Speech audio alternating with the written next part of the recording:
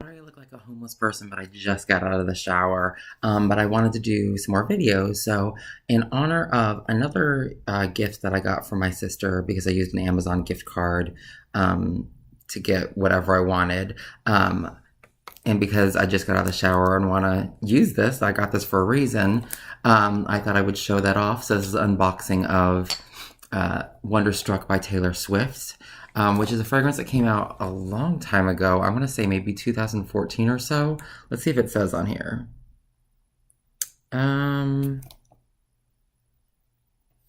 It doesn't.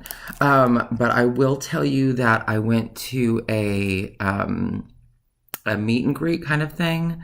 Taylor Swift was going to be at the brand at Americana, Glendale, whatever that thing is called, at their, I think it was a Sephora. And I didn't, like, I really wanted to get up there, like, really, really early in the morning and stand in line, but I didn't. I did get up early in the morning and go stand in line, but not, like, super early like I really wanted to.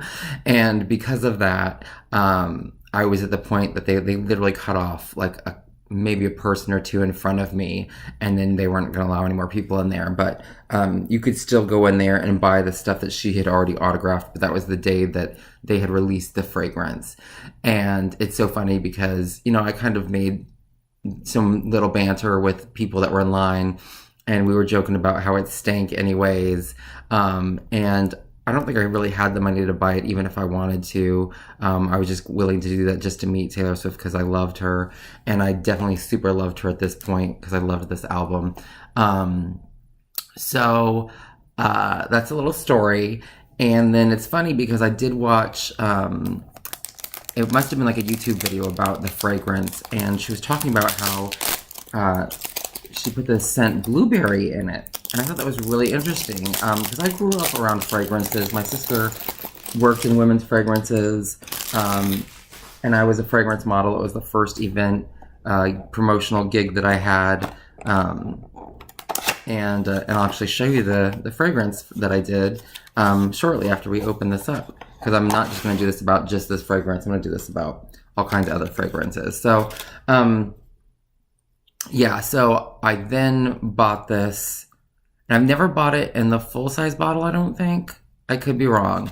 I usually just buy them in the smaller bottles or just whatever is least expensive.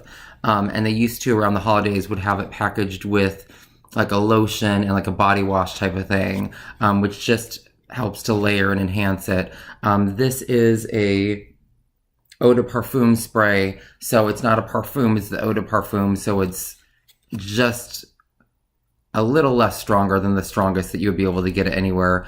Although I don't know if they sell this in a parfum. I think they just sell it in a bigger bottle.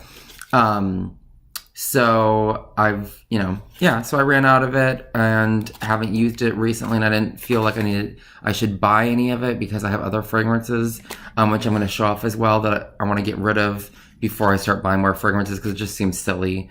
So we're going to open this up and I'll tell you a little bit about, I guess, what it smells like. But I mean, I love it. It makes me feel fun and young and yummy.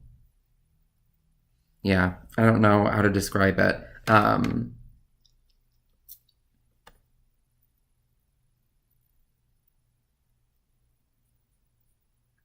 It's just, there's like something warm about it. Yeah, it's like warm and fruity. So I was always told just spray it in between your belly button and your crotchal region, because that's supposed to be the warmest part of your body. And then because it's such a strong version of it, just one spray. You don't need to keep spraying continuously. That's crazy. You can do that with more like eau de toilettes or body splashes and that stuff, body sprays. And there are different versions of the Wonderstruck Taylor Swift. This is, I guess, the purple one. I don't know what the other, yeah. I didn't like the other one, so I never went that far. Okay, so this is the fragrance that I also have that I just started getting a couple years ago because I wanted to, start wearing cologne again. Because I'd worn it so much in high school because I got so much free stuff from my sister, so thank you, Wendy. But I also got free stuff when I did fragrance modeling. This was the first thing that I fragrance modeled at CK1. It's I think it was the first fragrance for men and women, the one fragrance. And if I remember correctly, this was modeled after old alcohol bottles of rum, I think. And it might even actually be, that might actually be what it's bottled in. Now, this is not, and when I describe the notes on this, it's not going to be like legit just because I left it in the sun. So it smells very alcohol-y now. And this is definitely an eau de toilette. But I know that there's a citrus vibe to it as well as like a wooden vibe to it. So let's see. It might not even spray because it's so low. Okay. Yeah, so mine, you can smell the lime, but also smells like celery right now because it's been destroyed basically. This is one of my favorites. This is Kenzo Homme, and this is an eau de toilette as well. Again, it smells a lot like alcohol because I left it in the sun. And these are all, I think, older fragrances too, so I don't think that they're still manufacturing them. I could be wrong, don't quote me on it. So they have a little bit of a different smell anyways.